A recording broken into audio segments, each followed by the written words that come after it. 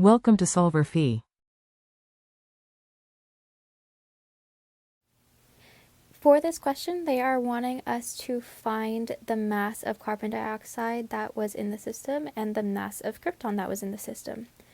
So to do this, they told us that the total mass is equal to 35 grams.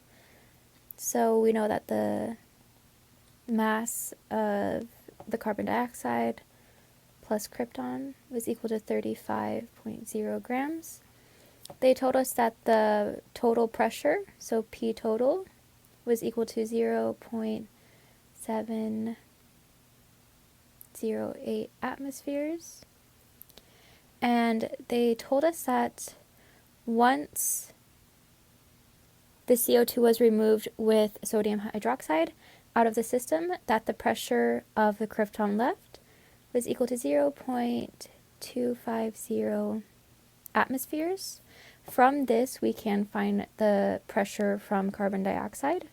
So for carbon dioxide, the pressure is equal to the total pressure, so 0.708 atmospheres minus 0.250 atmospheres.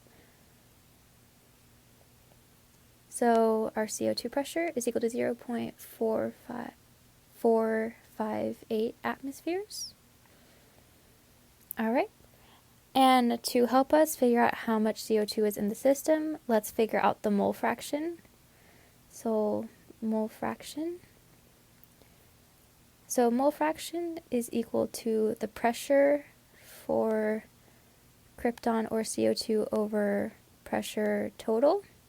So mole fraction for krypton would be 0.250 atmospheres over the total pressure, so 0.708 atmospheres. So krypton's mole fraction would equal 0.353, and CO2 would equal 0.458 atmospheres divided by 0.708 atmospheres. And this would equal 0.647 for mole fraction of CO2. Alright, so now that we found the mole fractions, let's find the total mass to help us find the total number of moles in our system.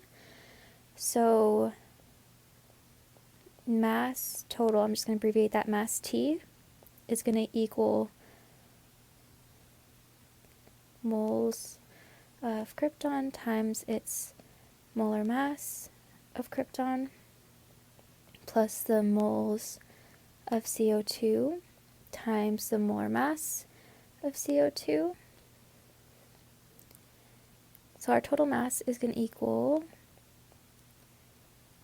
and we're going to times the molar mass by the mole fraction to cancel out any units. So we're going to take 0.353 for krypton, times that by its molar mass, which is 83.8 grams per mole. And we're going to add the moles of CO2, and then we're going to just times that by its mole fraction of CO2 times its molar mass, grams per mole. So then when we get this, our total mass is 35 grams. And then when we calculate this out, it's going to be 29.58 N plus 28.47 N, because we're wanting to get the number of moles in our system. So we're just going to add N and N. So 58.05 N is equal to 35.0 grams. So we're just going to divide both sides by 58.05. So total N is equal to 0.603 moles. So now that we have the total number of moles in our system, we can find the total number of moles, or the moles for CO2 and the moles of krypton to figure out the masses of both of them. So moles of CO2 is equal to its molar ratio, or its molar fraction. So 0.647 times 0.603 moles for our total number of moles. So our moles of CO2 is equal to 0.390 moles. So then just to get our mass, we're going to take that number of moles, so 0.390, times that by its molar mass, so 0.01 gram per mole. So our mass of CO2 that was initially in the system is 17.2 grams of CO2. And then we're just going to do the same thing for our moles of krypton. So we're going to use the molar ratio,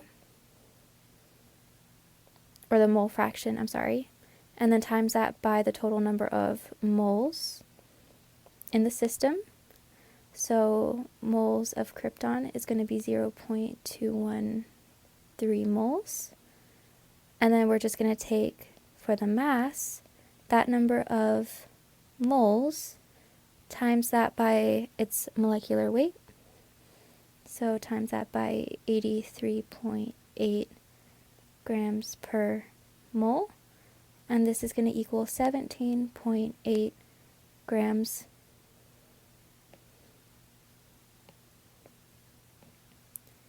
17.8 grams of krypton in our system.